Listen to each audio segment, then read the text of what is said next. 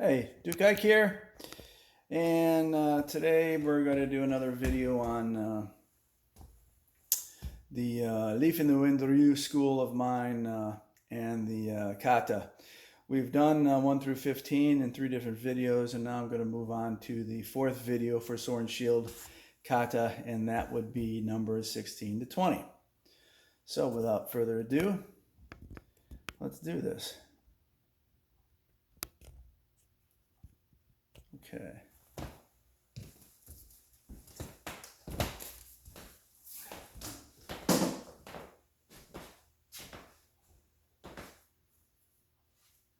So number 16 is a number 3 return cut to the head with a draw back high to then a pronated face thrust. So we got to be in here. We're going to start with point forward guard and a little on the high side, high version of that.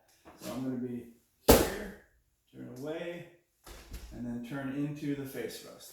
Okay? So here. Okay, just like that. It can also be, if you're just trying to get their quick attention, try to be a little bit more subtle on the movement. You can just be in here and kind of rake at their face, right, or their basket hilt, and do the face thrust. Okay, so again, number 16. Really important to draw back so you disengage away from their shield, keeping your own shield in proper position. Body turns forward to that thrust. Number 17, we're going to start talking about different chapters, as I call them. I'll describe that a little bit later in better detail. But using the shield in shield snatch, shield press methodology to use against your opponent's shield to kind of neutralize their ability to block with their shield and then kill them or take a leg before they realize what's happening. So this one, number 17, is just going to be a shield press. I'm using a center boss, so that makes it even easier. If I had a strapped heater, it'd have to pop out sort of like that and use some of the edge of the shield here, versus with my center boss, you know, I can do whatever I want. I can flick it out like that, I can put it out like that, I can use the flat, etc. But in this particular case, we're going to use it in a way that is going to be somewhat still defensive for us. We're going to just pop it out here using this rim to grab that shield and kind of hold it against them a little bit, and at the same time just do a leading head cut. There is a certain level of disengagement from that snatch as we turn. See how it, as I pop out and then as I turn, the shield comes back. A lot of that has to do with the timing, very important. If the timing is too early, you haven't held the shield yet. If the timing is too late, you've had to let it go, or they've recovered it. And so that timing of when that cut needs to be released is very important, and it takes a lot of practice. It's not just doing it on a pellet, it's actually trying to do it to an opponent and getting a lot of that practice. And of course, all the kata are like that. The pellet doesn't move, it's, you know, pretty dumb. It's letting you hit it. But to practice the kata, it's got to be, you know, in B range. We kind of pop that shield out, right? And then strike. And as you can see, I'm lifting my cut to that more rising snap position, because I don't want to strike into my own shield with my pommel or my basket hilt, right? If I did the normal one, see how I'm hitting? So I have to disengage or keep that sword higher so that it doesn't entangle with my shield, right? So I don't want to do that. I want to do that. Okay? Takes some getting used to. Number 18 is continuing in the discussion of using the shield offensively against your opponent's shield, we're going to do lead head to a return head, and then as we return back low from that return head, we're going to, and then low as we snatch our opponent's shield, and then come in for a pronated body thrust. Okay? So slow, here, draws down, turns back away. That motion pops that shield over already, right? Just my body turn as I draw back to guard and proper, zero stance position. But then it also, I'm going to reach out and then thrust, and I missed. And see how I leave the shield out there to a certain amount to maintain that hold of that thing, of the opponent's shield. Here, draw back, it comes out, grabs it, and then as I turn forward, see how I'm still holding it, but I rotate that shield at the bottom so that it makes a little triangle of opening. This one is best practiced in combat against a legged foe, so that they're not moving around and you're trying to figure out how to hold that shield when they're moving and trying to hit you at the same time. Once you've figured out how to get that motion against a leg foe, it'll get a little bit easier on how to try to connect that against a standing moving foe. The other really important part about this is that thrust. Drop my shield so you can see this. And then I come in here, turned away. I'm in here. And as I'm using my hip to create that thrust, and then I start to turn my hand into a supinated position. In other words, I would be able to see my palm. My hand was not holding a sword, and then finish the thrust. All right, so here, there. Okay? And it's got to be it's a body cut, so there's got to be a nice, good push on it, good, not push, but strike. Okay, so here, there. Okay, that's 18. 19, we're going to get into moulinets.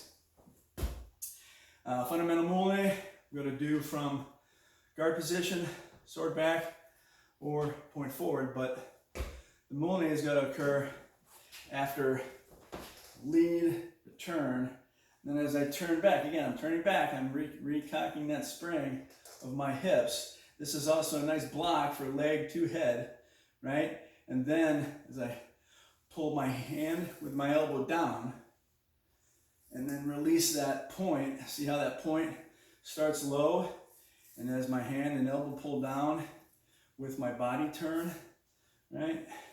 And then strike, right?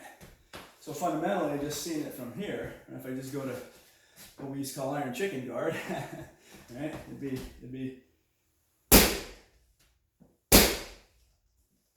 right?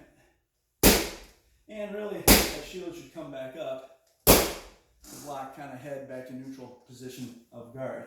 So slow, here, block, strike, okay? And my target is the shoulder, the head can be straight down, it can be over here, or it can kind of tuck in deeper and try to get in between that A-frame position, kind of come right through here. But moulinet, kata number 19. Here. Okay. And then finally, we're going to do a wrap. The wrap is a really important part of our fighting regimen. Everybody who's newer sees us, experienced guys, using wraps quite a bit, and they want to do it and learn it and, figure out that winning cut really fast and early in their training skill. The thing you got to remember about wraps is wraps can, when done wrong, very significantly hurt your shoulder. And so this is number 20 kata. So I've waited until number 20 before I've even started, showing the first form of a wrap. This is a core wrap. So in other words, I'm going to be very close to my opponent. So I'll be starting, pretty in close to the pel. And the reason why I like to teach the core wrap first is because it's the one that generally is going to get a lot of success because it gets you way around your opponent's shield the easiest. And it's also, in my opinion, probably the least cause of shoulder injuries for a lot of various reasons. The thing also that makes the wrap dangerous, and this number one was not going to do a hand up wrap, right? There's a thing that people would have started using the term scorpion wrap, and the scorpion wraps are great. They're really, really effective. I don't throw very many scorpions because after 30 years, and not being 25 anymore, like when I was knighted, I, trying to use more cunning and no mind and stop attacks and feints and whatnot to help save my body. But you young guys got to do the wraps. Got to do a lot of wraps. Got to learn them. Got to do them correctly. So this is wrap number 1. So I'm kata 20. So I'm going to be close. I'm going to start from my shoulder. Remember, this also comes from the body turn.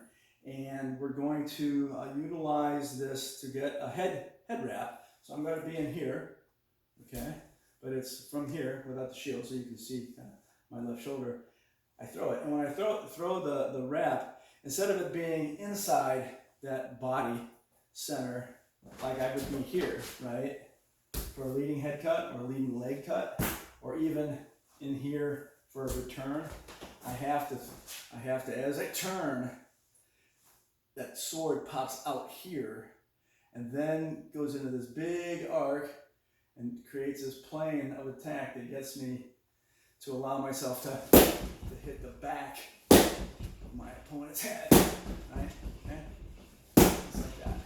You can also see as I get to about here, the momentum of that wrap wants to start to slow down. I mean, you'll still hit, but add a little more power from here. I then pull the sword this way to finish the hit. And the pull isn't just an arm, the pull is the body coming back towards a recovery position, right? Here, here. See how hard I'm hitting the pelvic movement? Right? Okay? So, sword and shield. Right? Okay? Obviously, there too, but number 20 is the head. Okay? I'll do it this way. Right. Comes out. Rotates around. Back to the head, right? Here. Okay. Alright. Have fun with those guys. We're getting into these intermediate kata. Practice, practice, practice. Makes perfect, perfect, perfect.